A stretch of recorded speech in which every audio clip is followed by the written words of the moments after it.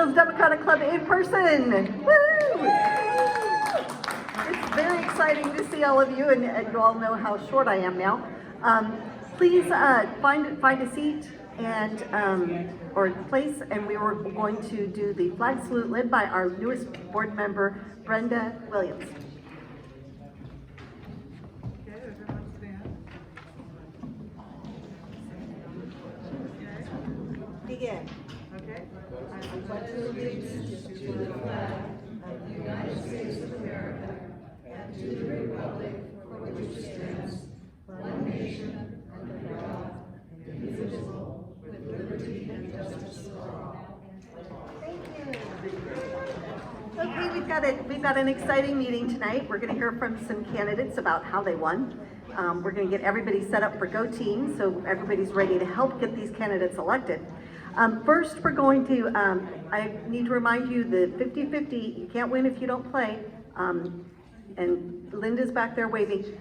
Linda, can you take over for Katie so that Katie can come up here and give us a report on Flag Day, which is coming up.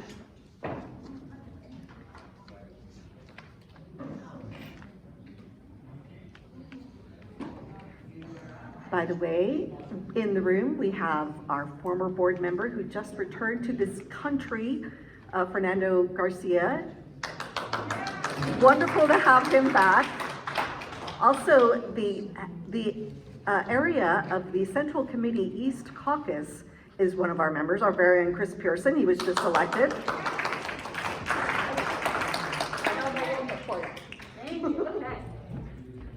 Hello, everyone. I am Katie Seghetti. I'm our VP of Membership. It's good to see you all. So I just had a few notes. We have upcoming our La Mesa Flag Day Parade. So for those who have never been a part of it, our group always has a really great contingent every year. We have a lot of members and candidates for office who join us. So that's coming up on June 4th. It usually starts up here at the community center, if I'm not mistaken, and then goes through the village of La Mesa. So that is June 4th. That's a Saturday. And let's see, I have my notes to make sure I don't miss anything. So we will be putting out an email with more information, but we usually have between 1 and 3 cars that we drive in our contingent. So they're usually blue cars that are all decked out for our La Mesa Dem Club. If you are interested in entering your vehicle in our parade contingent, just come see me. I'll be at the back table there for the rest of the meeting, and we can get you all set up. But we're gonna have a really fun time. We hope you can join us. And I think that is it for me, but just keep your eyes out for an email with more information, but we're excited. Coming up in a couple months. Can you introduce Linda?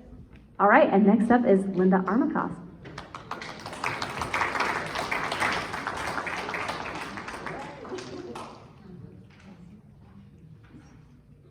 Hey, good evening. It's so good to see you. The few, the strong, the brave.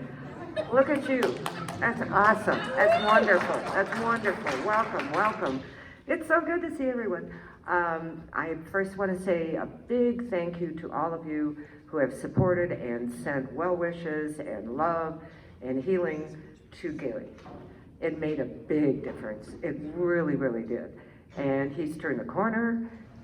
2 hospitalizations since January, but he's going to have final surgery next Thursday, and then we can start having a normal life. So again, thank you.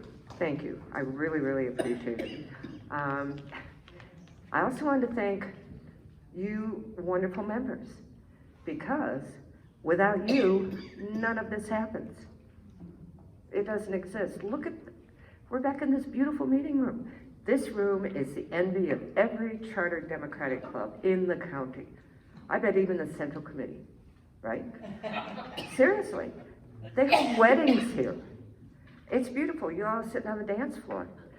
And because of your support, ongoing, we can do this and provide this beautiful room. We're also the only club, and you can challenge me, that offers free refreshments. And our refreshment coordinator, Richie Gibson back there, does such a beautiful job. So we provide refreshments, and then you wonderful members augment that. And this is an edict that comes down from our tribal elders, Beverly and Claude Kassir. After I was elected president, I was like, what? And I went to see them, and give me some wisdom. Claude said, the members are everything. Without the members, nothing happens. Beverly said, I'm a disaster in the kitchen, but people have to eat, because eating and sharing food builds community. And so since our inception in 1984, we have had free refreshments. We're also the only club that sends out a monthly newsletter.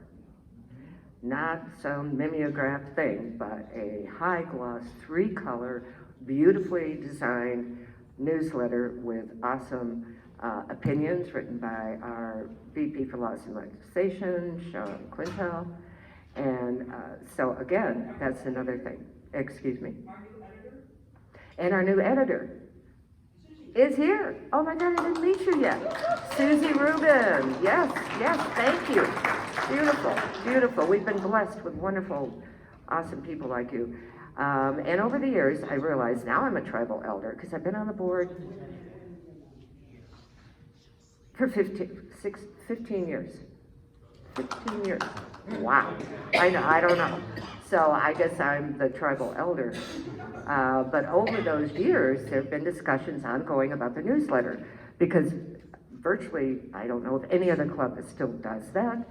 And over time, we could save a lot of money. It's expensive, but because of your support, we can do it. And over time, we realized there's a percentage of our membership that doesn't either have access to the internet or they are infirm. Some people don't drive at night. There are various reasons that they depend on that newsletter to connect with the club, to maintain and feel that sense of community. And so we've continued, and again, over time, the discussions of, because a percentage of the people don't come to the meetings, and that is it's sometimes like the wringing of hands and the lamentations like, oh my God, our club demographic, we're mature, right? Right? Some people would say senior, but we're wise. And that's okay, because and over time it's like, well, we need more younger members, and that's hard. That's hard to do if you're working, you have a family, to spend 3 hours on a Wednesday night.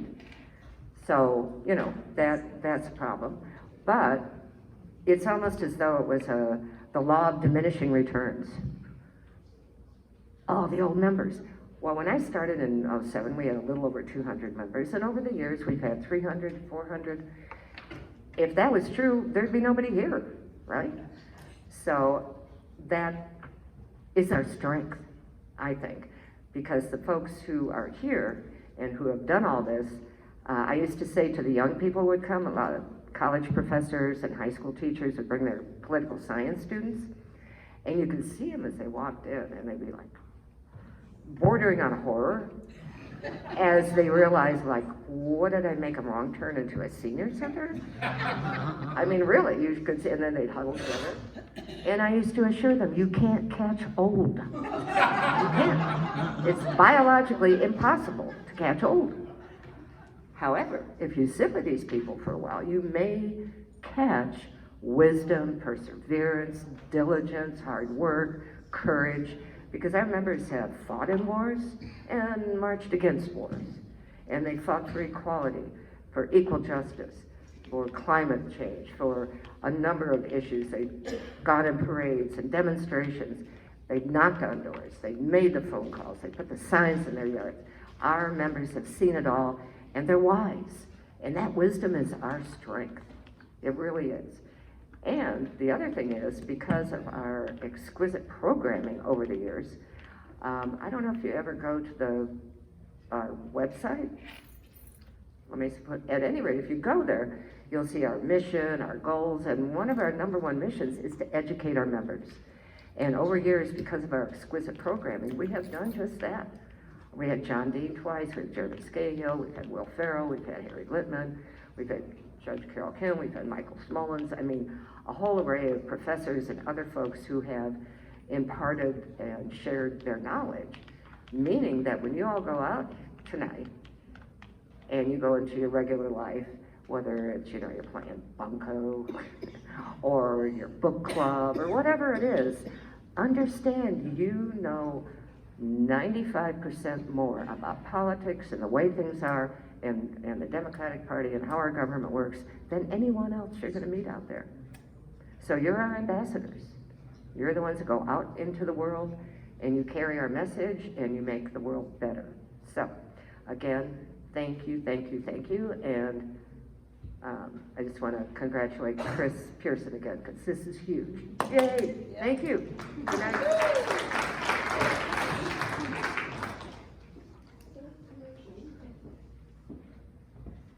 I hate following Linda. She's the mom of the club. I don't think she really emphasized was that our founders of our club were Holocaust survivors. We stand in very big shoes. So anyway, we're going to talk about Go Team right now. How many of us love our candidates and our Democratic electeds, right? Okay, now it's time to prove it.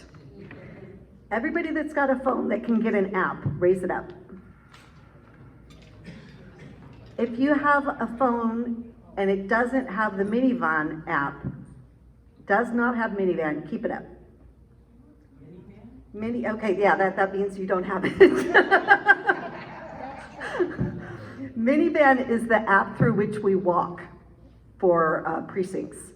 And we're gonna try, and Susie in the lovely black shell is our expert at minivan and all Go Team things, data things related. I'm just the people person here. So she will help you. We were gonna try and download it right now.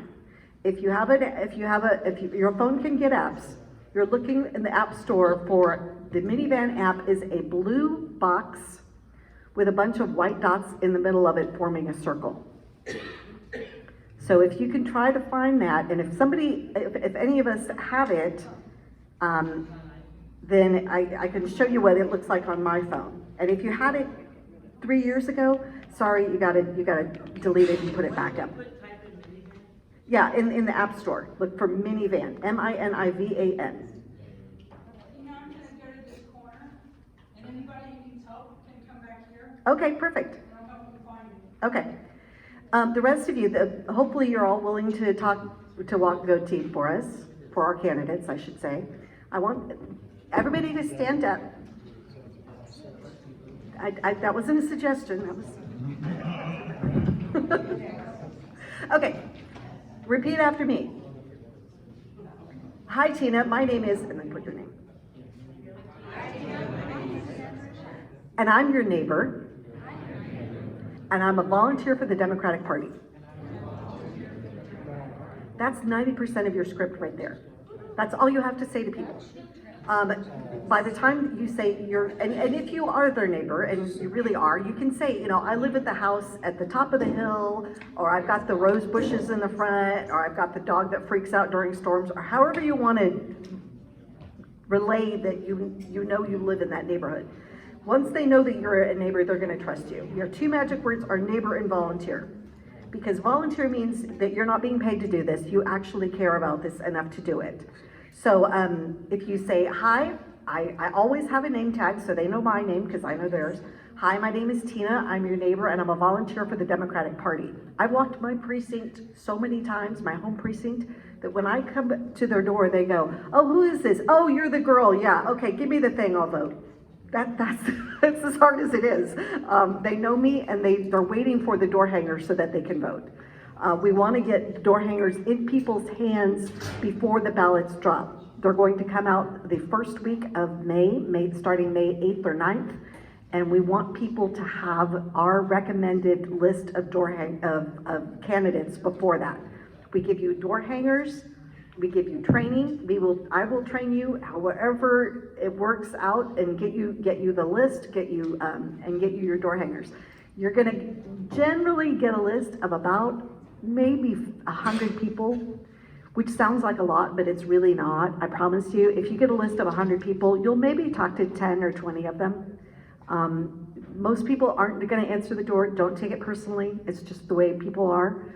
A lot of people will make, we'll leave a door hanger and then write a note, sorry I missed you. I'm Tina. If you have any questions, call me. and put your number, or you could put the county party's number. So that gives a little more connection to the people. The more difficult it is to reach someone, the more impact it's going to have. If you come to somebody's door and talk to them and get them to come to the door and talk to you, that's going to have a huge impact. Up to 18%, I did not misspeak, 18% higher chance that they will vote, as if nobody came to the door. I often tell the story, Marty Block was in the state assembly, and he won his primary by an average of 2 votes per precinct. That's a go team.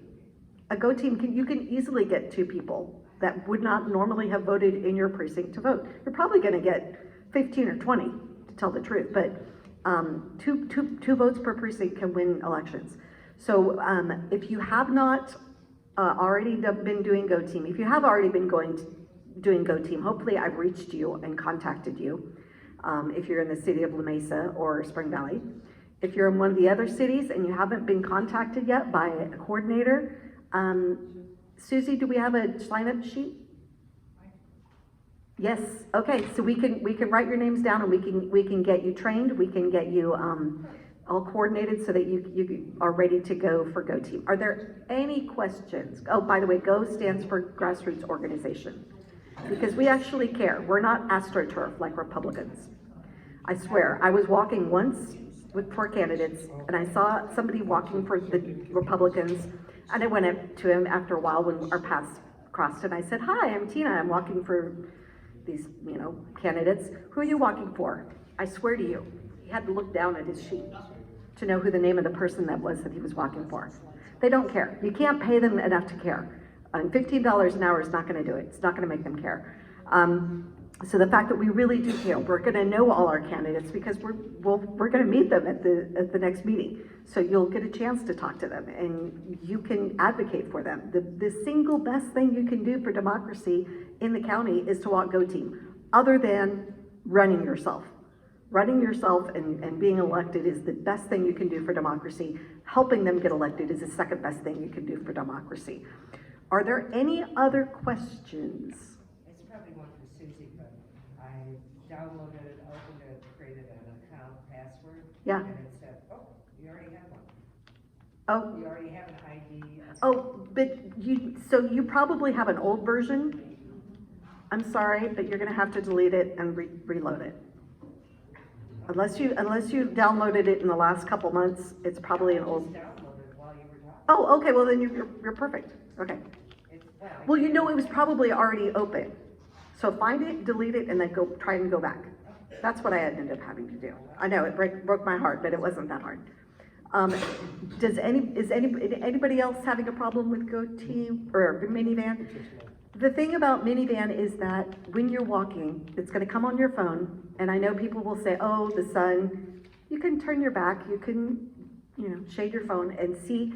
But as you go through the program, you will see streets that are near your house, and you will see the numbers on the streets. And as you click on each one, you can find out who you're reaching, who you're talking to, and then as you do that, as you contact them, they're not home or they said yes or whatever, you tap that into your phone, and the data is automatically loaded. We don't need a data coordinator to organize it all after you're done.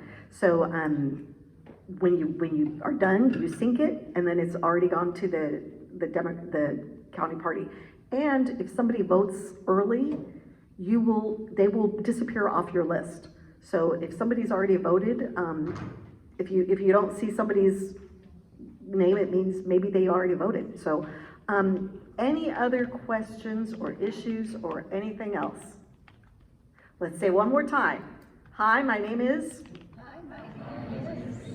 I'm your neighbor, and I'm a volunteer for the Democratic Party. Can we count on you to vote? That's it. That's as hard as the ask has to be.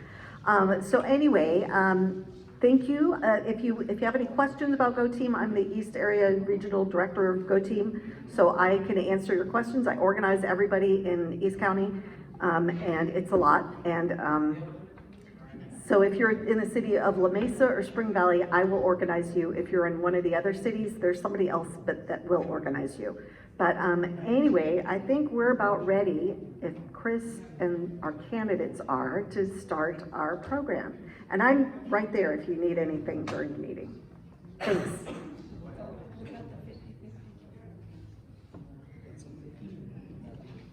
Chris Pearson is going to be our moderator tonight. He's a former, or Teamster, vice president of political action for the club. Let's hear it. Thank you. I'd like to say hello to everybody in the building, and more importantly, everybody watching on YouTube. Welcome, we're glad you're here. We hope to see you in person as soon as possible. We want to get this pandemic behind us. We do have a crowd of about 50 or so people in the building tonight, and we hope to see you next month live in person when we have our candidates extravaganza here at the La Mesa Community Center. I just want to follow up on one thing that Tina said about the Go team and the phone app, and she mentioned that it's the data collection. That used to be a huge pain. I mean, I've been walking precincts since 1972, and for almost all of that time, it was with, you know, a clipboard or a folder and paper, and, you know, you have to check it off, and then you got to find somebody to manage the data, figure out the data, scrub the data sheets, go back out. With these phone apps, you eliminate that step. It saves about 50% of the time in a campaign that's used in a field campaign. It's a really, really big deal. It's a wonderful, wonderful tool. The county party uses Van. You know, there are a couple other programs out there, but if you're a little hesitant to get to use it, please force yourself to get good at it. You got to get. I hesitated. I didn't like it. I'm not the most technologically advanced person in the world. I mean, I'm the one that had the blinking light on the VCR for decades. It just, you know, I hate technology, but this is where we're at. This is what works, and please help us out, because I know, looking across, I wish everybody could come up here and look at this room. I mean, even though there's only 50, 60 people in the room, which for us is like a low average, I know at every table there are activists who have huge circles of influence, because I know most of the people in the room. You're incredibly bright, your reach is far, and you are the type of people that make democracy work. So I want to talk about you know, using this new app when we contact voters, whether it's by walking or telephone or text. And before I bring the panel up, just one more thing I want to share, and to show you how much it matters what we do. The two vote that Marty Block, I love that campaign, Barack, Marty, and Marty. I still have some of those leftover door hangers. Barack Obama, Marty Block, and Marty Emerald, we all won, so that's what it's all about. Excuse me. The Alvarez-Gomez election, 14% turnout. As it stands of about an hour before it came to the meeting, David Alvarez has 13,117 votes, Georgette Gomez 12,626 votes, and the Republican in the race, Lincoln Picard, 8,399 votes. But that's not the real story. The real story is that there are 246,203 registered voters in that district, in the 80th Assembly District. Let's review that again. I'll lean into the mic and make that point. 246,000. And how many people voted? Basically 34,000. 14%. So what we do, okay, whether it's coming here, talking to experts that know how to win, the little bit we do makes a huge difference. Let me say that again. The little bit we do makes a huge difference. So once the campaign season really gets into gear, please help out a little bit. I mean, we're we're all warriors for social and economic justice, and we all know it's a marathon that began before we were born and will continue after we die. We do our part, we do our little part. Everybody in this room, I mean, it's an impressive group. We do our part, and we're gonna learn a bit from some experts that know how to win tonight. So let's bring up our esteemed elected officials who know how to win. So please welcome Councilmember Mendoza, Mayor Vasquez, and Water Authority Board Director from Division 3, Gracyk. Come on up.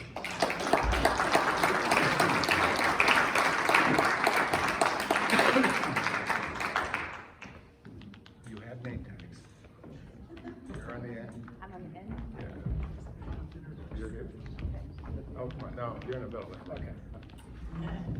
All right, while they're getting settled in, let's get started. We're going to use the mic in the middle. Tell us a little bit about your jurisdiction, your city, and your water authority, because winning elections is about power. Republicans are real good at using it. I mean, all you got to do is look at Mitch McConnell. Look what he did to the Supreme Court. Democrats need to get better at using power, and the power on the local level stems from your ability to hire staff and to pass a budget, spend money, and implement policy. How do you use power? So to get a feel for that, what I'd like to throw to our panel is please tell us a little bit about the jurisdiction that you were elected to. How many staff members? What's your budget? What do you do? And let's start off with Lemon Grove Councilmember Mendoza, please. Is this on? Yes, it is.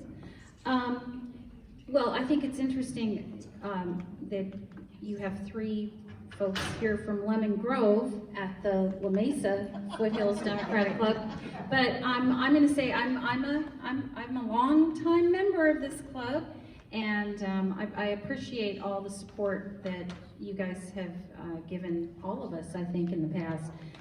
And so anyway, Lemon Grove, I'll talk a little bit about our city. Has about 27,000 residents, maybe a little bit more, and then you know, Racquel and I are both on the council, but Mark has a much larger group of folks that he needs to reach out to.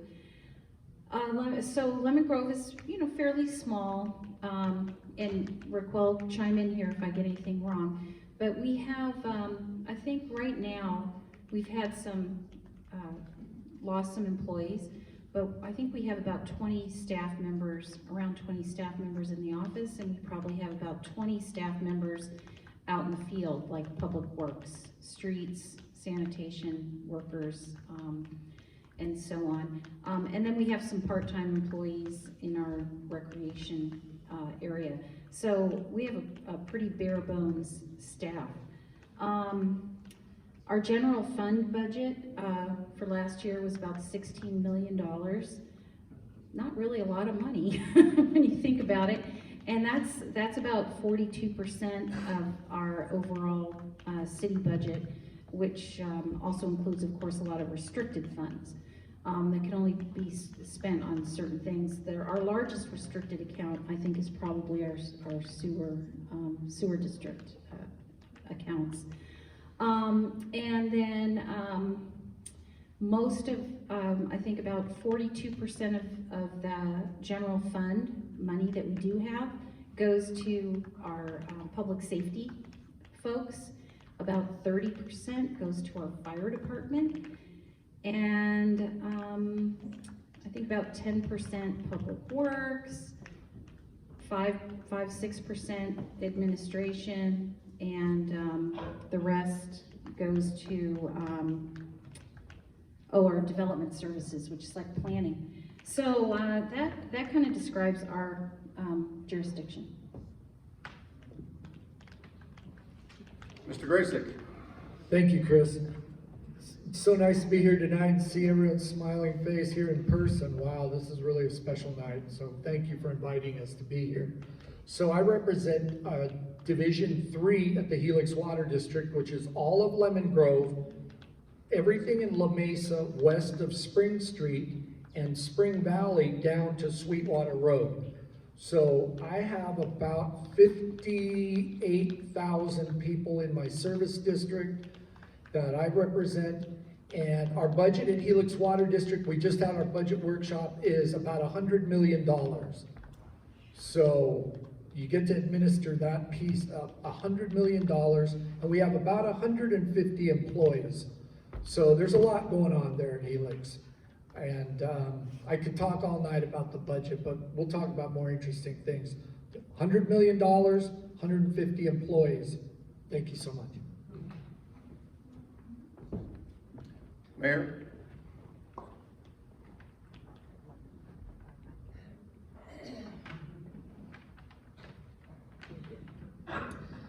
Good evening, everyone.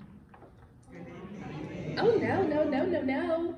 First of all, let me start by saying that my name is Racquel Vasquez, Mayor for the City of Lemon Grove. Good evening. Good evening. And let me tell you, I am here today because yesterday I saw Tina and she said, look, there's this amazing party taking place tomorrow night. And you know what she said to me? Be there or be square. And I said, oh no, I'm not square, so I gotta be there. And when I walked into the room tonight, I got chills. I got chills because for so very long, we have been in a box on a computer. And to be able to be in a space with people of like mind is just so fulfilling. Now, Councilmember Mendoza gave you the overview of Lemon Grove. Ditto, she covered it all. Thank you so very much. And so I just want to take my time here to share a few words of inspiration. And what I know is that as a community, number one, quality of life sees no borders. You don't see a line drawn between Lemon Grove and La Mesa or San Diego or even points east.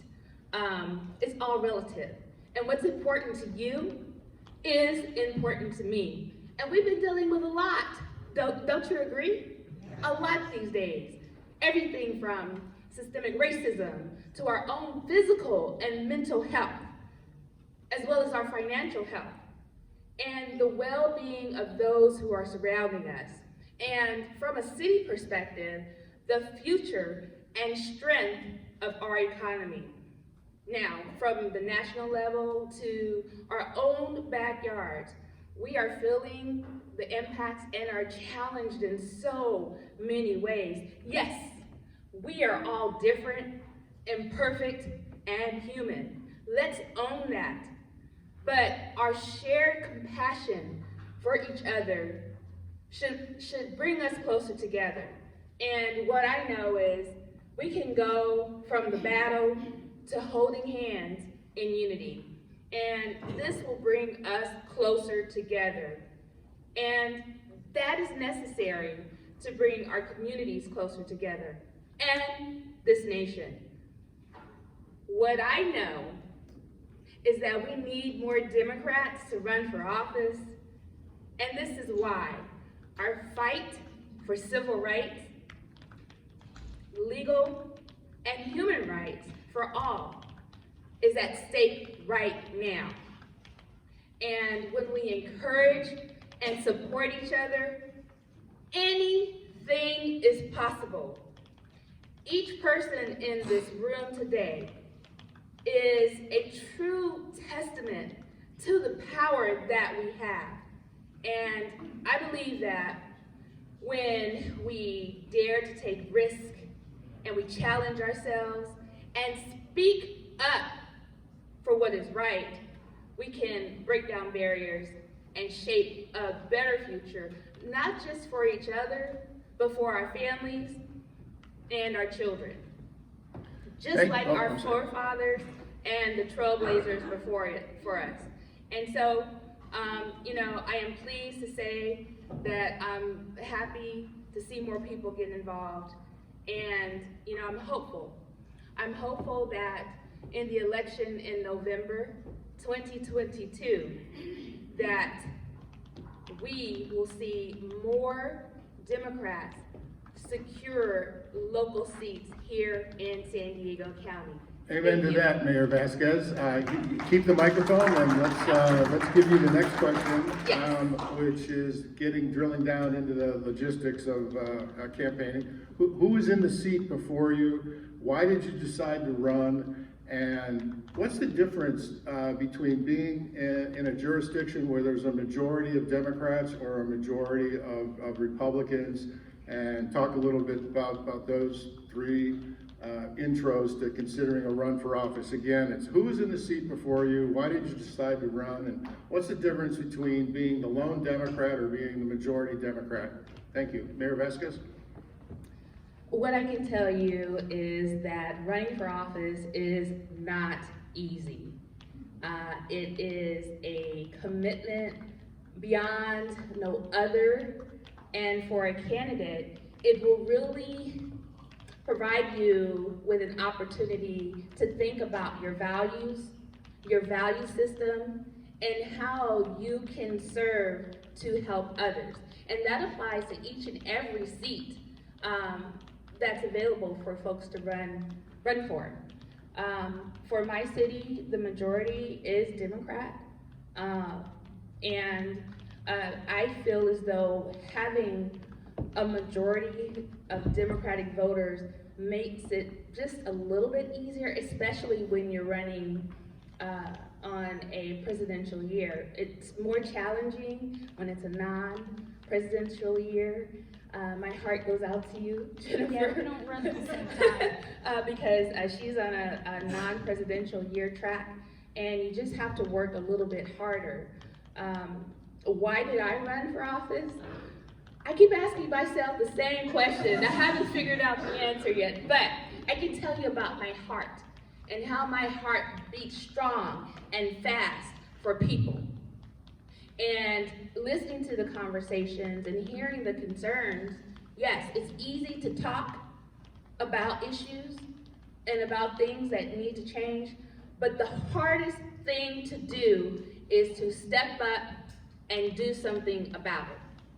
And so, truly, my journey, I ran 3 times in Lemon Grove, and I won 3 times in Lemon Grove.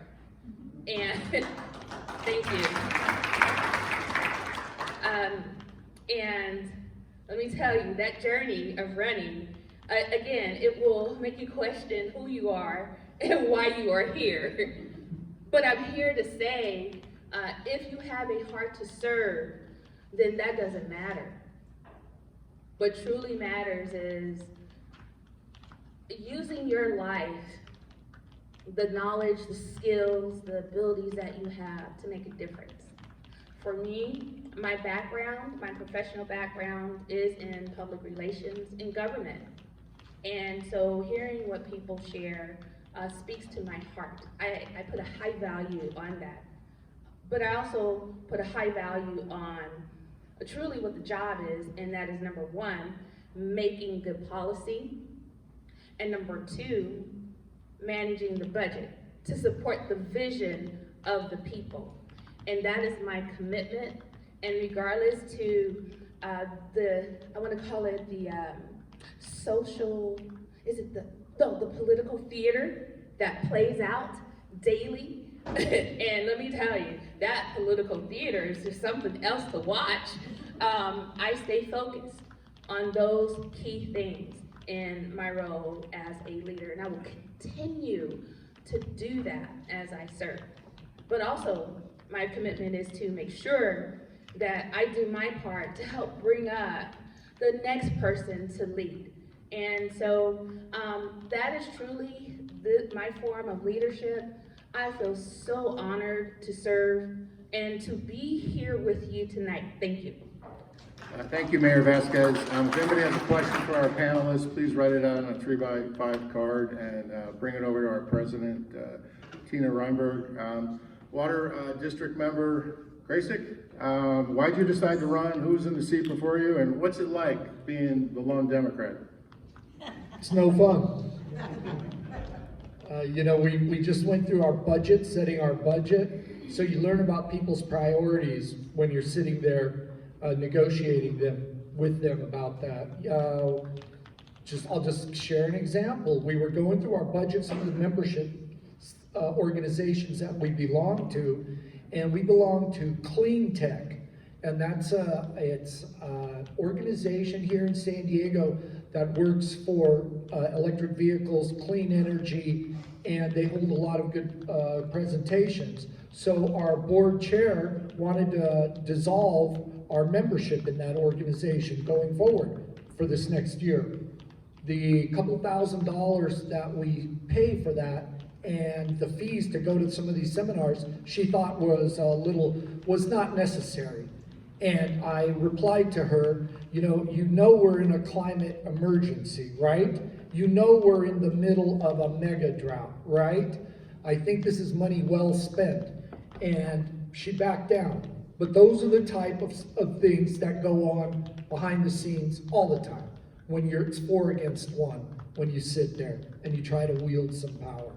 So, hope that answers your question, Mr. Moderator. But the guy I ran against was a 4-term Republican incumbent, had been serving for 16 years, was going for his 5th term. He lives here in La Mesa, and so I thought we needed a fresh voice, someone that wasn't so complacent. And my decision was made during one night of a rate hearing, and I saw how disrespectful he was with the people in the audience, and I said, I can do better than that. And I think I have. And it's an honor to serve. It really is. Thank you, Board Member Gracyk. We have a question from the audience. I'd like to give it back to Mr. Gracyk. I want you to talk about what the question is. The question is, are there open elections in your district this year? Who can run? That's a great question. So we have 2 seats, Divisions 2 and Divisions 4. Division 2 is mostly... Excuse me for interrupting you. I'm not good at math. Would that mean if you won those, you'd have a Democratic majority on the Helix Water Board? Yes, I would.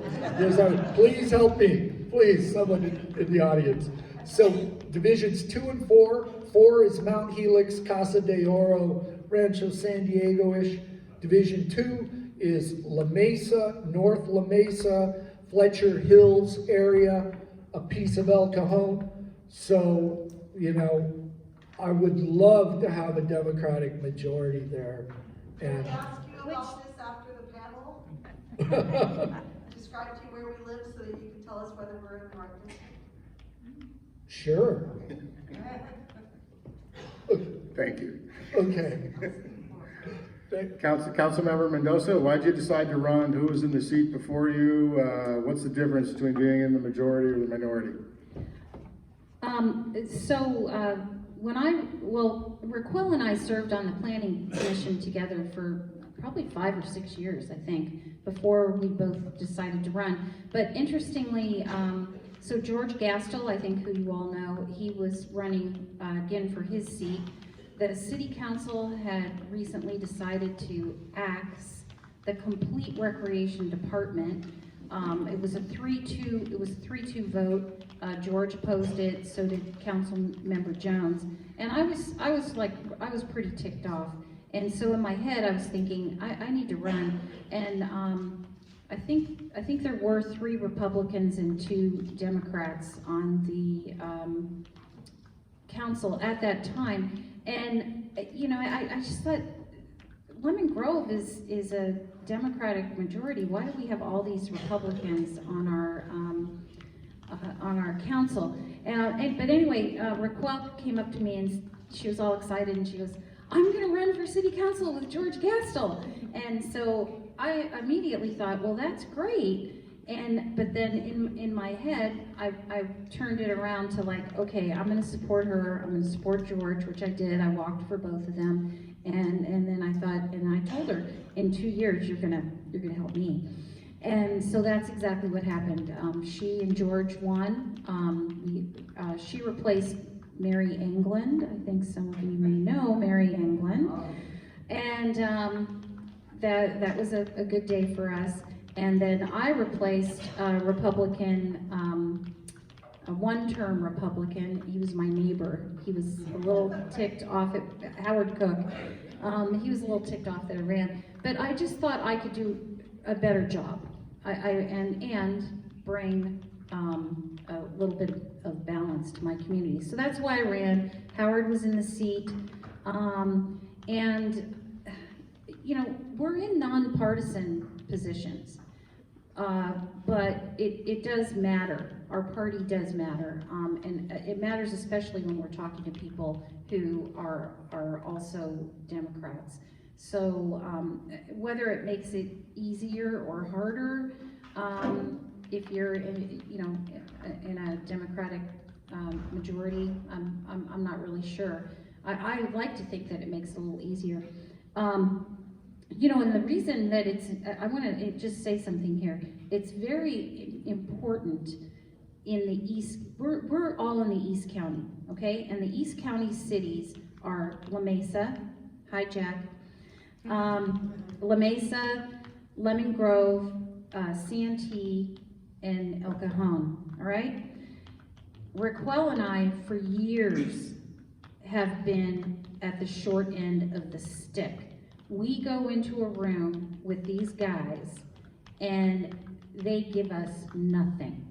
So we had a little glimmer of hope when Colin was elected. We're like, woo-hoo, you know, he broke the red curtain in La Mesa.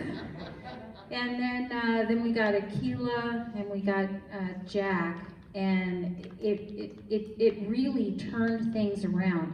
And we're talking, it turned things around at MTS, at Sandag, and these are really important countywide positions. So that's why it's important that you support candidates all over the East County, and I know you guys do. Thank you, Councilmember Mendoza. We have a specific question for Director Gracyk. Do you have to live in the water districts to run? Yes, you do. You have to be a resident of that district. You do not have to be a landowner, homeowner. That was one of the original restrictions for running there, believe it or not. Yeah. Yeah, you don't have to do that anymore. You can be a renter. And the reason I was late tonight is because we were having redistricting. We were having a redistricting meeting tonight. So I'm just pleased to announce that Division 3, my division, is now a majority minority district, and I've increased my representation of that district by cutting into divisions 2 and 4 a little bit. So I'll have more voters and more people to represent next time around. So, you know. Thank you, Director Gracyk. Councilmember Mendoza, next question is for you. Who helped you with your campaign and how? And did it cost money? Well, not as much money as it does in La Mesa, let me put it that way. But yes, it does cost money. So I already said, the mayor has helped me. I call George Gastel my mentor.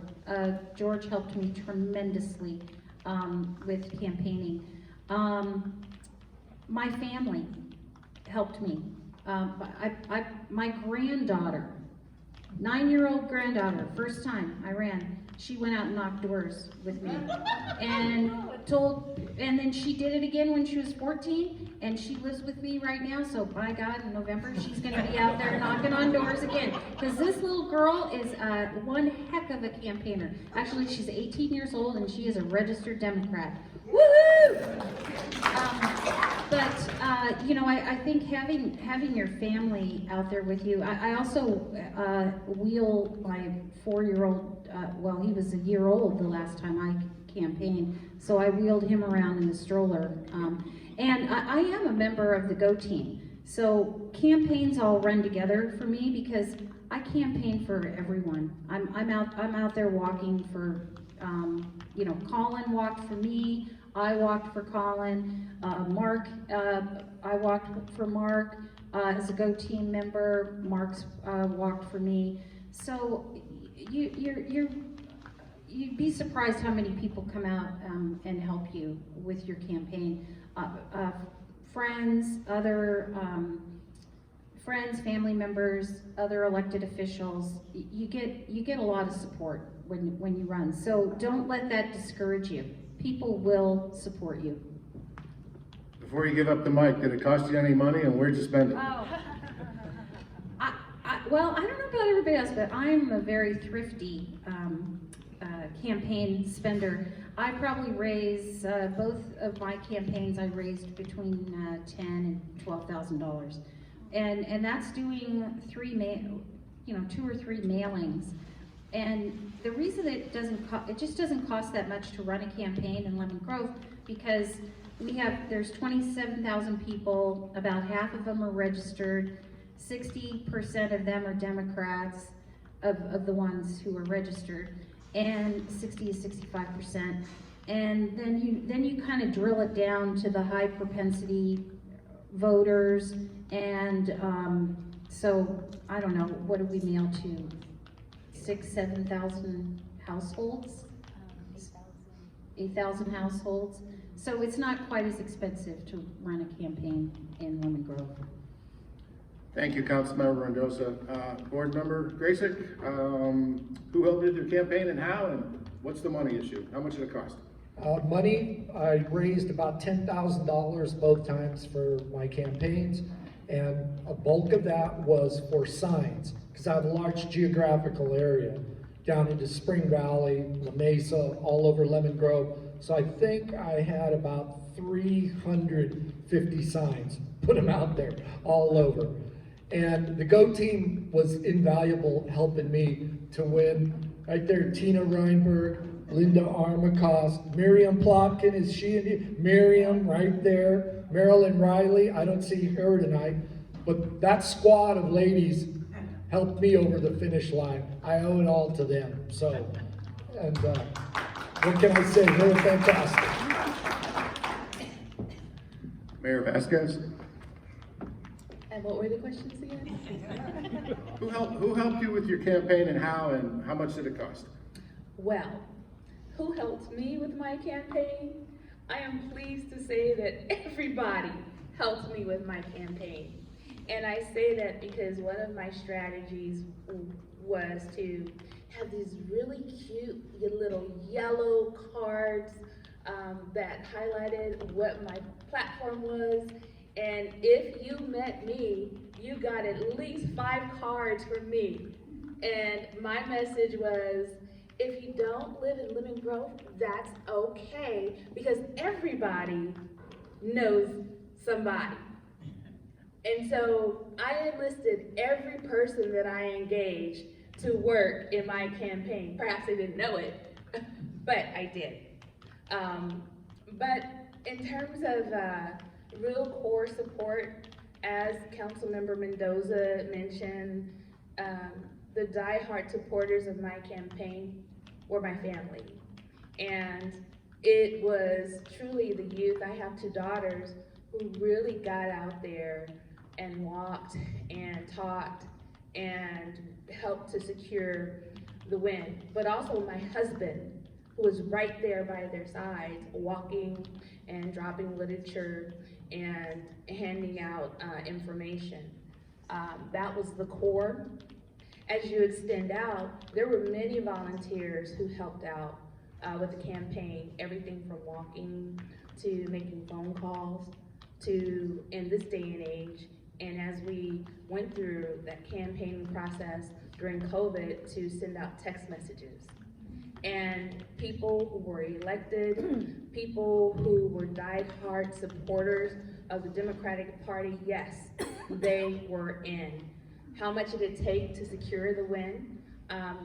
In 2020, because things were so different, a significant amount of funding was necessary to reach people when people were a little hesitant about coming to the door. So I raised about $22,000 to support my campaign and secured the win. What was the last question? That's it. So here's the next one. Just out of curiosity, did any of you, starting with Mayor Vasquez, did you alienate any family or friends during the campaign? Give us a little inside dirt. What happened? No, everyone was my friend. I'm just kidding. Yes, People will come in and out of your life. It is the natural cycle of campaigning. And sometimes people are there for a short period of time and then they disappear, volunteers. And some people are in it for the long haul, and then there are some who are there in the end for the win. But I feel as though it is all necessary and all vital to ensuring that the message is making it to the homes of the voters, so that they will take that pen and mark that bubble in support of you as a leader. So yes, and that would include perhaps my daughters, you know, as they age, their opinions change, and you know, perhaps their friends can become a little bit more important than campaigning for mom. And actually, that's okay. One thing that I am so proud of with my youngest daughter, who is now 21, she actually grew up engaging politics and supporting candidates. And she came up with an idea. She said, "Mom, I'm in high school. My friends are future voters. I want to register them to vote." And she set up and got everything approved, a meeting for me to come in during lunch to speak with future voters, those who live in Lemon Grove, so that they could get to know their future mayor. That came from my daughter. Thank you, Mayor Vasquez. Board Member Gracyk, so did you alienate any family or friends during the campaign? What happened? Of course. You know, friends now, they stuck with me, but family, I think it's kind of a novelty, you know? You don't know how many times you talk to a family member or something, say, wow, you're an elected official, you're a politician. So it's very unusual. Everyone in this room is a political junkie. You're here on Wednesday night at 8 o'clock because you live, eat, sleep, breathe, think, dream politics. But not everyone's like that. So you run across friends and family that have no interest in politics. So they think, wow, that's so weird, you know? But no, I'd say people have generally been very supportive. I really can't speak badly about anyone. I can't. Thank you, Member Gracyk. Councilmember Mendoza? Who'd you piss off? The guy I ran against, the first time, he wasn't very happy with me. No, I don't think I've really alienated anybody, but it does kind of crack me up. People know I'm a politician, okay? And they'll say things like, well, you're having a conversation and they'll say things like, well, you know, all politicians are crooks, or they're all on the take. And I'm like, I wish somebody was offering me money, but you know, nobody is. I guess we're two small potatoes in Lemon Grove. But it's just, I just look at him like, what? Okay. All right, next question, Councilmember Mendoza. Nobody likes fundraising. Every politician I've ever met hates it. You got to chain them to a desk. Marty Emmer was notorious. She was smoking at the time, and we wouldn't let her out for a smoke break until she finished her call sheets. Everybody hates fundraising. So, what was the first thing you did when you started raising money, and how did you overcome the discomfort of asking people for money? Well, I'm very fortunate because I used to work for a bunch of rich lawyers, all right? And they were very politically connected, our law firm, and they supported Democratic candidates. So I went to our head partner, and I said, you know what? I think we need to have a little fundraiser here at the office. And when they found out I was running for office the first time, one of the partners actually, I didn't know this until later, he sent an email to every partner in the firm, and it was a big firm, that said, if you don't give her at least $200, you guys are a bunch of losers. And so they had like, we went in the conference room, we had like a little wine and cheese thing, and only like 20 people came. But I thought, okay, well, everybody was real supportive, and I got a few checks. The next day I went back to my desk, and I had like $5,000–6,000 already. I then contacted a man who used to be the head partner at our firm, but he had been disbarred and no longer practices law. I know what, this is a crazy story. Somebody said, we want you to go to a fundraiser for, what's Fiona Ma? Is that? Yeah. And we want to go to, it's $75. You got to pay $75 to go to this fundraiser. So I thought, all right. And I went to it because I knew that this retired attorney and his wife were going to be there. So I hit up the wife, and she said, oh, what's the limit? And I said, well, it's $1,000. And she goes, oh, no problem. Bill, get over here with the checkbook, and they write me a check. And then she goes, wait a minute, I can write a check too. So I got another $1,000. And then I saw someone else's wife, and he had run for Senate. He was an attorney from our firm. He was at the same party. He had run for Senate in Nevada, and she said, hey, Jennifer, I sent him a $25 check when he ran for office. And she goes, Jennifer supported your campaign. We need to support hers. They gave me a check for $500. So I spent $75 to go to a fundraiser, and I ended up walking out the door with $2,500. So it was relatively easy, both campaigns, for me to raise money. But I think, having those little fundraisers, even though you don't think you're gonna raise a lot of money, those $25, $50 checks, add up. I recently went to Patricia's fundraiser, and there weren't a lot of people there. I don't know if you raised a lot of money, but those little fundraisers, it takes a lot of time, but those things, they add up, and they get you a lot of attention. Asking for money isn't as hard as you think it is. Thank you, Councilmember Mendoza. Water Authority member Gracyk, tell us about the dough. Well, I don't work with a bunch of rich lawyers, so I didn't have it that easy, but that's a great story. It is actually hard to ask people, your family and friends, for money. So I thought about it, well, let's make it fun. So in April of that first election, I had my first fundraising party at Helix Brewery. And yeah, that's right. And so I thought, well, we might as well drink some beer. Nobody shows up, I don't make any money, at least, I can drink. But I think about 35 people showed up that first day. And I raised about $1,000 that night. And I thought, wow, you can have fun and raise money? I said, this is gonna be great, And and drink some good beer. So that was how I did it. I had a few fundraisers, and being prepared and taking advantage of technology. So on my iPad, I downloaded the Square app to my campaign account. So everywhere I went, I had that.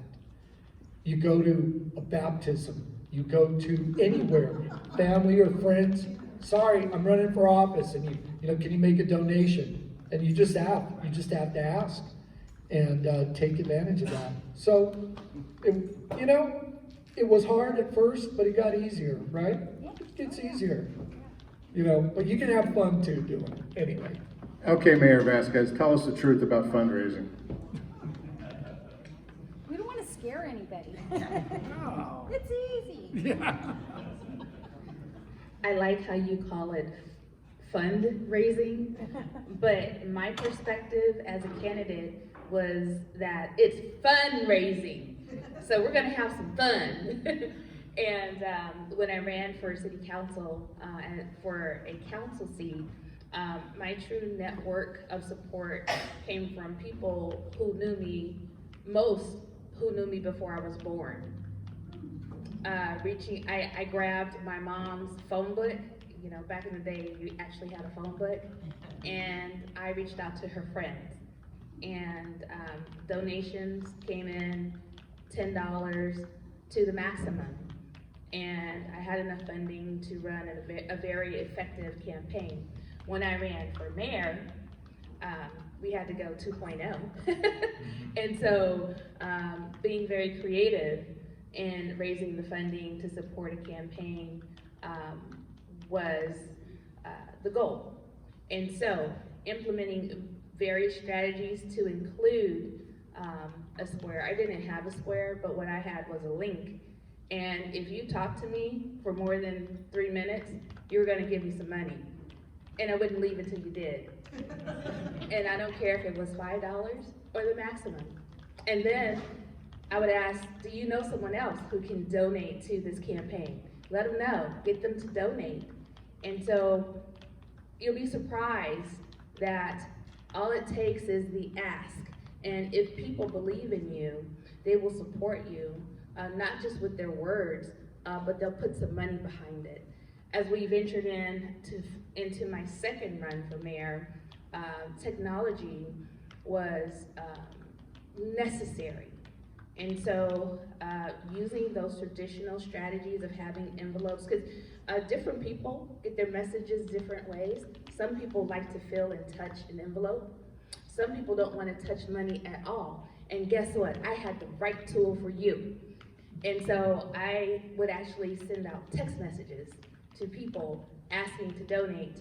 And with my system, I could see when the donation would come in. And as soon as I got the donation, I would immediately thank them. But also, if I didn't see that donation, I would text them and say, hey, I can't see your donation yet. When are you gonna send the money? And how much are you sending me? You know, and in the moment, it was not about me, it was about us, because it is our campaign. And if we raise the money, then we can win. And so really getting people to buy in to a candidate who truly is running to serve was critical. So that's how I got the money. And oh, there's one other thing that I want to mention here, and this is very important. I actually belong to a sorority. It's the same sorority that Kamala Harris belongs to.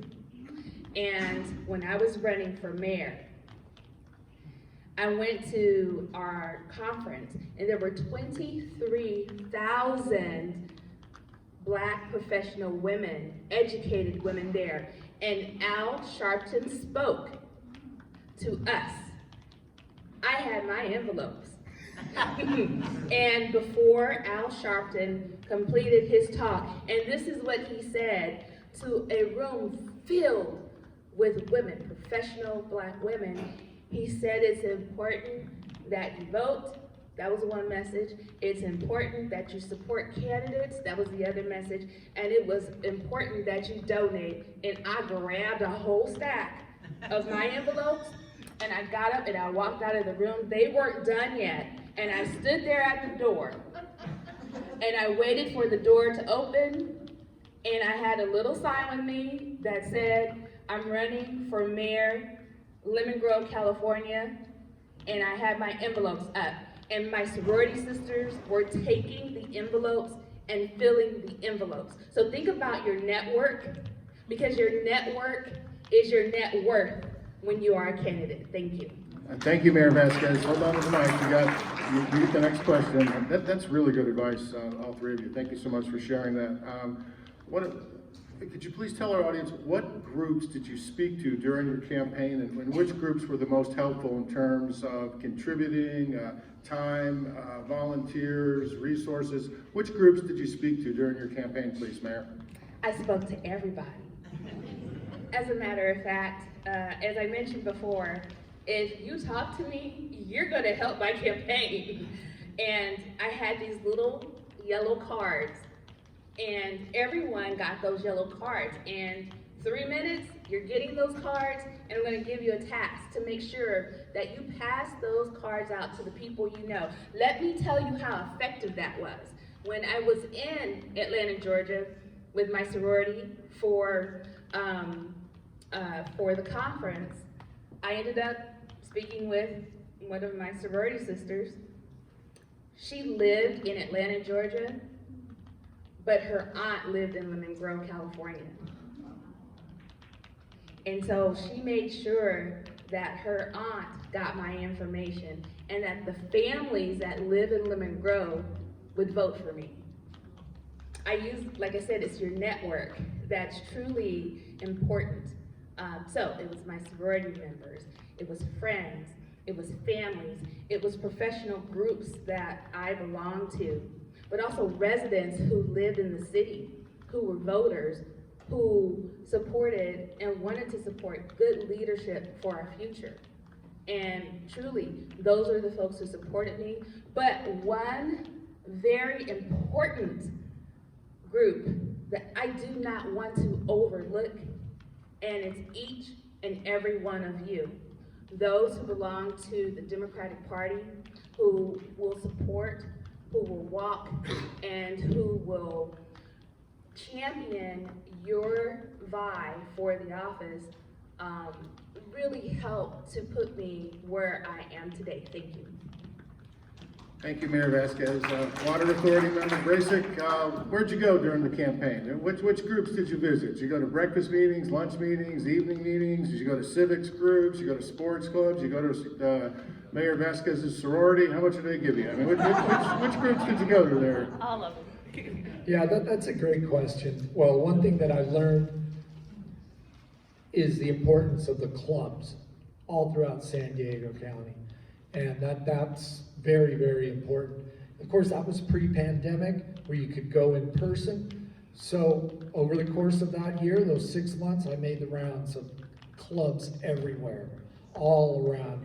And surprising because you don't know who will be there and you don't know how well you're going to be received. But surprisingly, you end up with some donations, some support, some volunteers. So it's really important to make the rounds of all the clubs. Affinity clubs, geographic clubs, that's very, very important. So that was what helped me. And this club the most. Good plug. Councilmember Mendoza, where'd you go? Kiwanis, Rotary, Mayor Vasquez's sorority? Well, I've been a very active volunteer in my community my whole life. It's just what I've always done. And I think that really helped me a lot because even though there's a lot of groups I belong to that I can't really campaign at because they don't want you to campaign at their groups, they all know I'm running for office. They talk to each other, they know, and they talk to their friends. And so I think just being out there in your community is very, very helpful. But you have to be sincere about it. I think a lot of times you'll see, you just kind of all of a sudden, you have a candidate like we did recently in Lemon Grove that just comes out of nowhere and all of a sudden joins all these groups, and then after they get elected, they kind of disappear. And I think that's wrong. You can't be insincere. This has to be something that comes from your heart because people are gonna notice. They're gonna wise up. So. Thank you, Councilmember Mendoza. Please tell us about the voters in your district. Just do a mini deep data dive so our members can understand how important it is to know who's in your district. Who are they? Where do their eyes go? Where do they go for information? How do you reach them? What messaging works? In other words, when you drill down to the time spent in the campaign, who are you focused on? How do you reach them and what do you say? Well, the numbers have changed over the years, but statistically, I think close to 50% of the population in Lemon Grove is Hispanic. We also have a large Black population. I think that's around 13%, and we have 8 or 9% Asian. So you know, do the numbers there, do the math. And one group that I belong to, well, my church and the Lions Club, I've met a lot of folks who are Filipino in the community. And this lady came up to me the other day and she said, she's Filipino, actually we went out and we had lunch together. And she said, I'm gonna make sure that you get reelected. And I thought she was just, you know, being nice. I'm like, oh, that's really sweet, thank you, you know. And she goes, no, I know people. I'm like, really? I didn't know that. I mean, basically, she was telling me if there's any Filipino voters in Lemon Grove, they're voting for you, and she's going to make sure it happens. So that wasn't even something that I planned, but she's right. That's a large demographic in our community. So and then there used to be a lot of older people in Lemon Grove. But that demographic is changing. It's a lot of younger people. And I'm not getting any younger. And so, you know, maybe I'm not going to appeal to that younger demographic. So that's just like a little something that I have to think about and keep in mind. Water Authority member Gracyk, who's in your district? How do you reach them? Where do their eyes go? What do you do? That's a great question. And as part of our redistricting effort, we did a deep dive with a consultant on our census data in there. So, like I said, my division, Division 3, is a very multicultural division with a majority of Hispanic population there, with, just like Councilmember Mendoza was saying, Black and Asian. And so I represent a very multicultural district there. However, part of that goes along, the number of registered voters there is low in comparison to the population. So get out the vote and reaching people is very, very important. I'm probably gonna have first-time voters. So it can't be overstated how important it is introducing yourself to these people, you know, and you do that by walk, knock, and talk. And getting out there and walking your district. And one thing I learned from Jennifer here is the importance of knowing your precinct. And one interesting thing last year that came up was during the governor's recall, the LA Times published this link on their website where you could put in your precinct number and it would tell you the percentage of people that voted to replace or keep Governor Newsom. And our precinct was like 66% to keep Governor Newsom. And I thought, these are our friends and neighbors and allies. And, you know, that's a very, very good leg up to start with. But again, to summarize, I represent a very multicultural district. Thank you. Mayor Vasquez, tell us about the entire city of Lemon Grove. Who's there? Where do their eyes go? What do they look at for political information? And how do you reach them with what message? So Councilmember Mendoza shared the information regarding the demographics. Thank you so very much. I think what I'll do is I'll spend my time talking about what it takes to reach the potential voter in Lemon Grove. Everybody's process is a little different, and early on I used the word fun, and I really tried to apply that to the process of reaching out to the voters. And so in 2016, really had to think outside of the box because there was a solid group of folks who were running for mayor. And so how do you set yourself apart?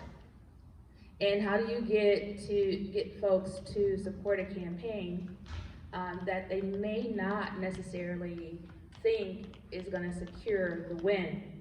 So creativity was the key. And getting folks to embrace new ideas, again, that were fun. For example, one thing that I did was I would tell a few of my friends, hey, bring your car and we're gonna have an unofficial parade. But when you bring your car, bring 3 friends. And we would stage in a very public place. We'd put signs out so that people could see us and see the signs and see us decorating the cars with streamers and balloons. And then we would get in the car. There would be the driver who would stay in the seat, and 3 people who were dedicated to walking door to door. And we would drive in line slowly to a precinct that we were going to take on for the day. And we would stop the cars in the middle of the street. The 3 people would get out of the cars and they would go from door to door to door. And they would drop literature.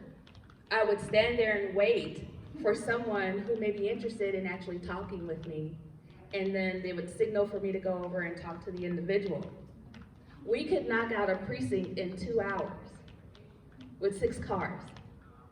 And we would put the information out there and then go to the next block.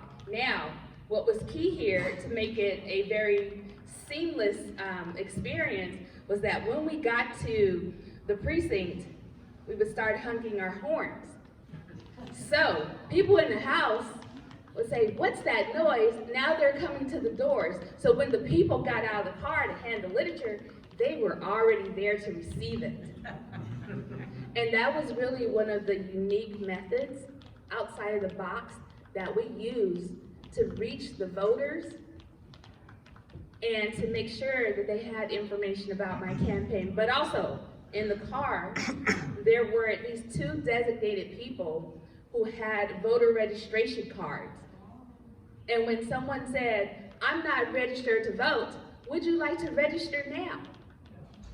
And they would stand there and they would, wait for the person to fill out the information and make the offer to drop the information in the mail for them. So, okay, excuse me, Mayor Vasquez, yes. I have to interrupt. That is a brilliant campaign strategy. Whose idea was it? And more importantly, who the heck organized that? Me.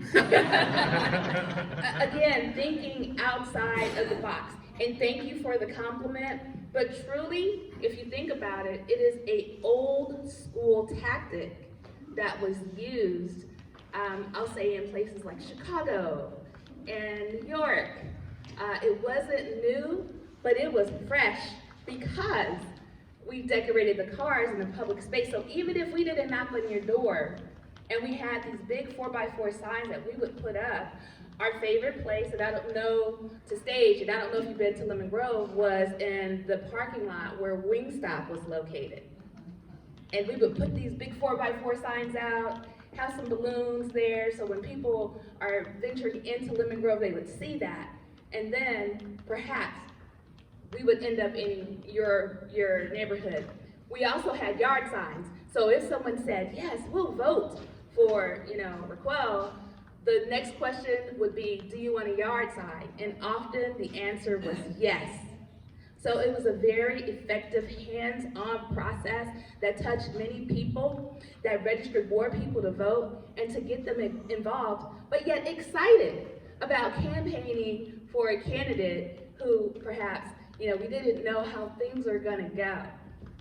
And so utilizing that with the mix of mailers and all of the traditional tools that candidates use helped to secure that win. Now that right there is the secret sauce to be the boss.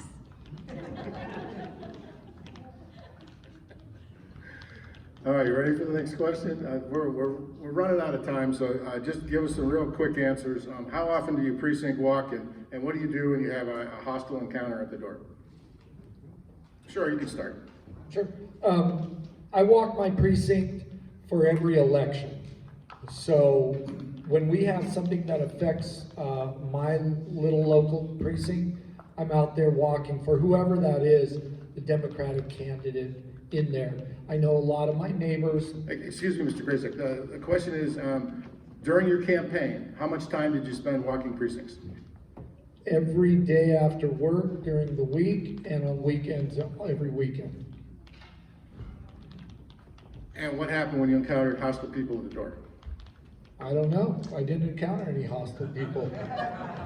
Because I had an opening line, and I want to say this, but I had an opening line about Helix Water District. And I said, how happy are you with your Helix Water District director? And people would be like, what? Who? Oh, I hate that guy, you know? And I said, great, because I'm running to replace him, you know? And that's it, because those down ballot special elections, nobody walks for it. So reception was generally good, all over, seriously. Councilmember Mendoza, how often did you precinct walk during your campaign? Well, I think we're all gonna ditto what Mark said. You gotta put in the time every weekend, and people would tell me, oh, don't walk on Sunday, you know, because football's on. No, get out there and walk anyway. You know, there's no reason not to walk. And every evening, now I'm retired, but you're gonna catch more people at night. The interesting thing is sometimes you don't have a husband and wife who are both Democrats. I just can't even imagine what that would be like.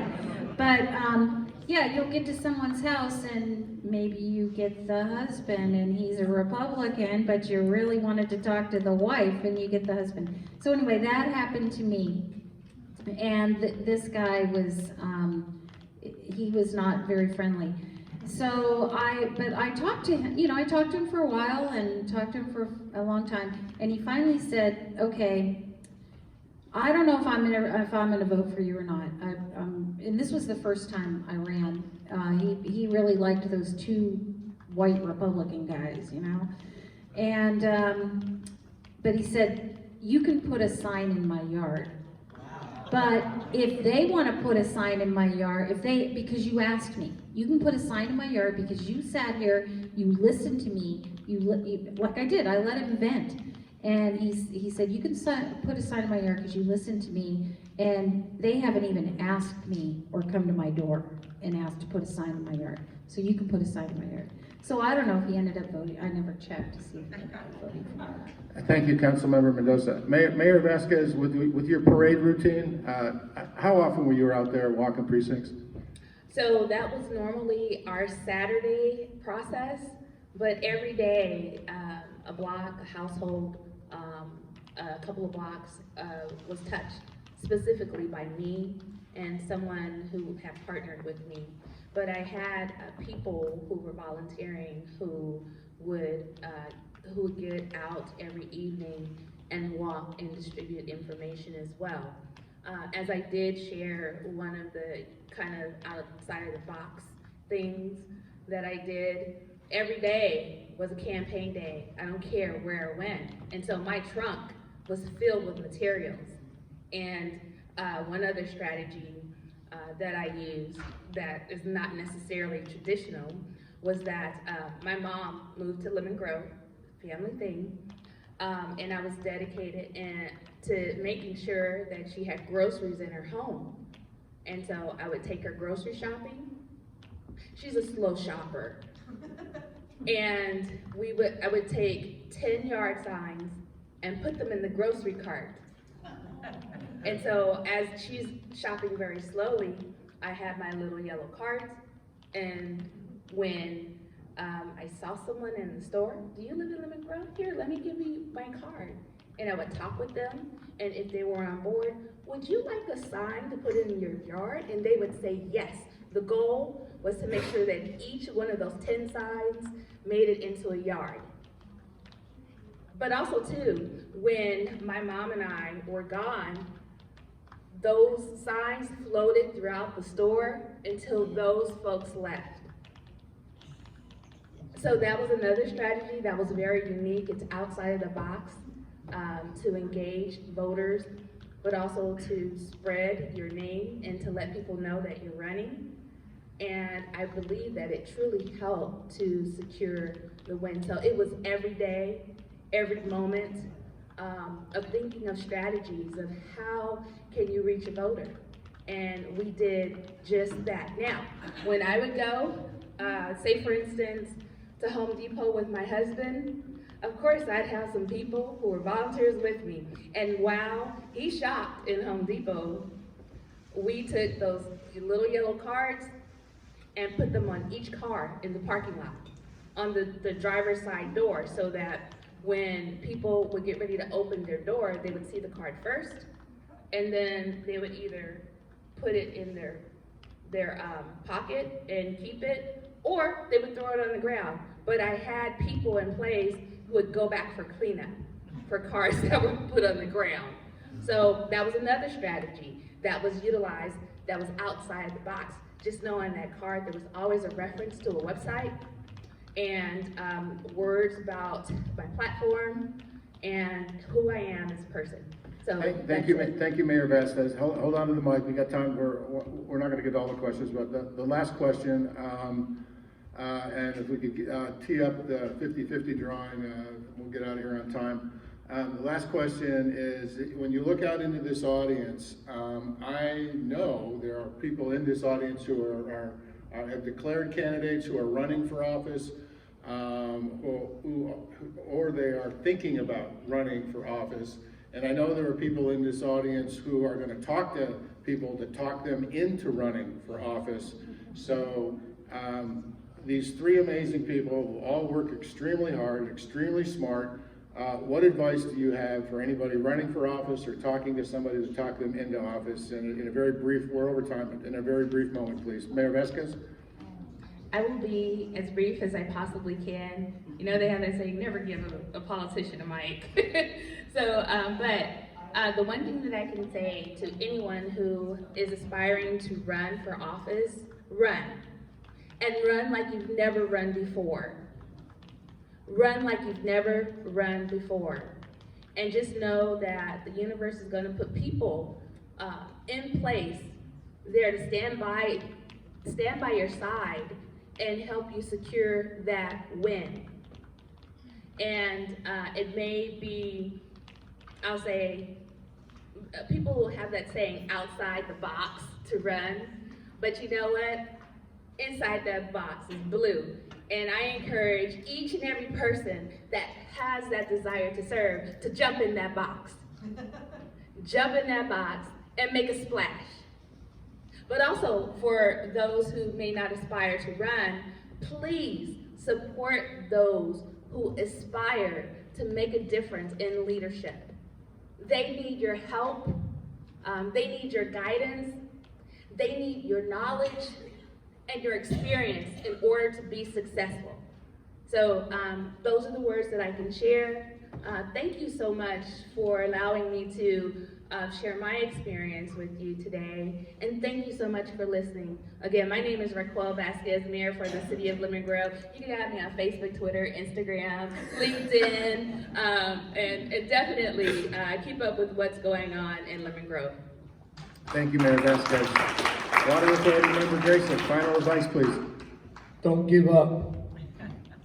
There's going to be days when it's hot, you're tired, and you're thinking, am I reaching people? Is this working? Why am I doing this? Don't give up. You've got to have the internal drive and fortitude to do this. Because if you don't, then don't waste your family and friends' money that they've donated to you. Don't waste your volunteers' time. Don't do it. But when you commit yourself to do it, don't give up. And you don't want to wake up on the Wednesday after Election Day and think, wow, I could have done more. I could have done this. You've got to let it, just give it your all right up until the polls close on Election Day. Thank you, Water Authority Member Gracyk. Councilmember Mendoza, final thoughts, please. My little piece of advice is if there's even like a little thing in your head that says, maybe I should run for office, just do it.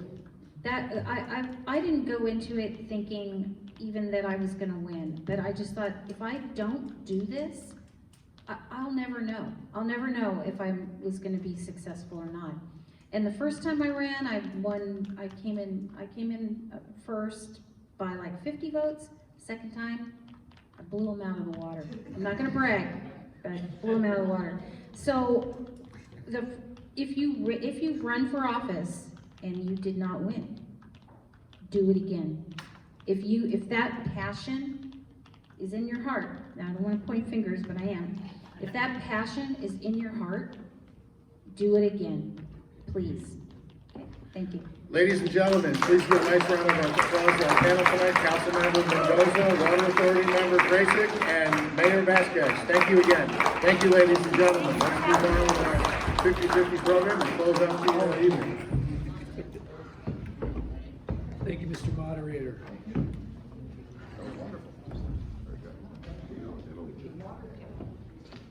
So yeah, you can't win if you don't play, but I'm sorry, I do have the winning ticket at my table, just so you know, but you still could play. Oh yeah, no, just a little bit over to your left. It's time for announcements. If you would like to make an announcement, now's the time to do it real quick. Come on up. Good evening. My name's Maris Ryan. I'm your neighbor, and I'm a volunteer for 350, which is another great organization. And I had no intention of speaking tonight, but my spokesperson left thinking that the meeting would go so long and you wouldn't be interested. But after sitting there and listening to this kind of energy, I had to stand up and say something. There is a petition that we are circulating for a proposition to get on the ballot in November, and it is to, among other things, easier commutes, faster trolleys, cleaner air, thousands of good jobs, reduced traffic, expanded transit, local roads maintained, additional fire evacuation routes, and to repair some of our aging infrastructure. We are going to be at La Mesa's Earth Fair, so I'll put a plug in for that. It's at the MacArthur Park on Saturday morning. If you have any questions, run over to our table before you leave and just give us your signature. It's really a shoot for the future of our climate and for cutting down on our commutes and doing something that, as San Diego was built, should have been included. And now we're trying to get the vision for moving forward. Thank you for your time. It's been good to be here tonight. Thank you.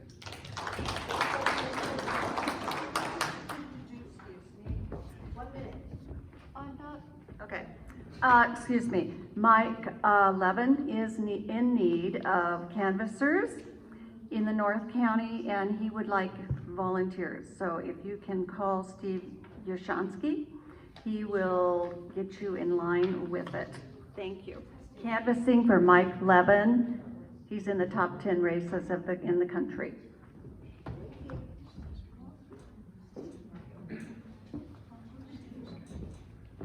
Good evening, I'm Doug Case. I am the Political Affairs Director for Senate President Pro Tem Tony Atkins, and her district now includes La Mesa. And so we're excited about that. I only have a minute, so let me just talk very briefly about two bills that she introduced or co-sponsored. The first was a bill that she has partnered with Assembly Member Keila Weber. It's called the Saving Lives in Custody Act. I'm sure everybody here is aware of the audit that was done by the California auditor regarding the deaths in jails.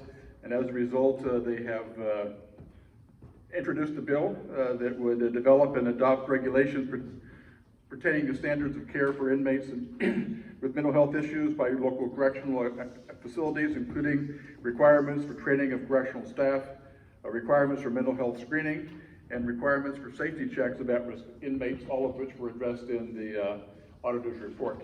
And then secondly is SB 1375. As you may be aware, California has a severe shortage of primary care physicians. And this was a surprise to me. 40% of California counties have no clinics to provide abortions. Part of the solution is this bill, which would state that the period of time that it takes for a nurse practitioner to be able to practice independently of a physician is 3 years, and would include under the list of services that nurse practitioners could perform independently abortions during the first trimester, and so that helps to address those issues. So thank you very much.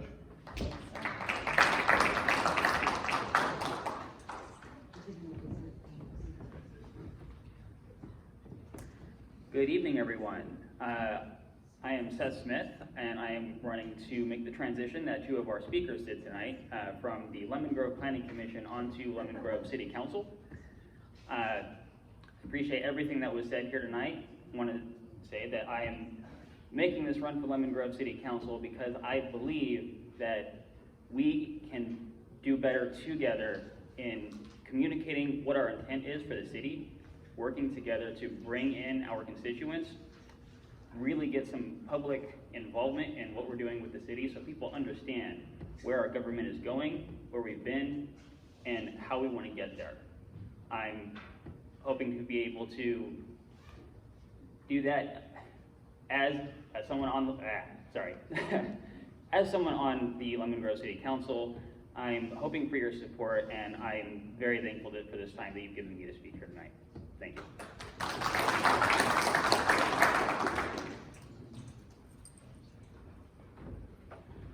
Hi everyone, so good to see you all in person tonight. My name is Andrea Beth Damsky. I'm chair of La Mesa's Environmental Sustainability Commission, and I am running for Helix Water District Division 2. I really want to thank our speakers tonight. Very inspiring, a lot of good instructions and ideas about how to run a campaign. I'm waiting for Act Blue and whatever the merchant server is that connects with my bank account to get everything in order so I can start making taking donations. Right now, I'm collecting endorsements. I have the endorsement of Senate Pro Tem Tony Atkins and retired Senator Christine Kehoe. I'm looking to collect a whole bunch more, and some clubs will be looking at considering my race this month. Look forward to your support. Thank you. Andrea Beth Damsky, Helix Water District Division 2.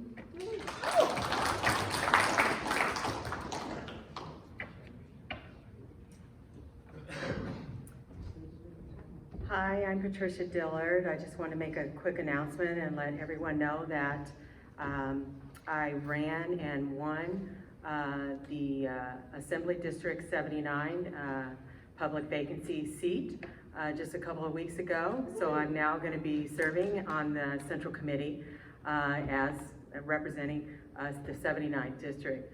I want to thank my supporters and all the people that voted for me once again, and just to let you know that I look forward to working with everybody. Thank you. Okay, last chance. Katie, get up here. Are you gonna do the, I got a dog in this race, so I can't be the one picking. Mitch's got one. Joyce, get up here and pick. She looks honest. Yeah, we don't let you leave until. And please go sign their petition.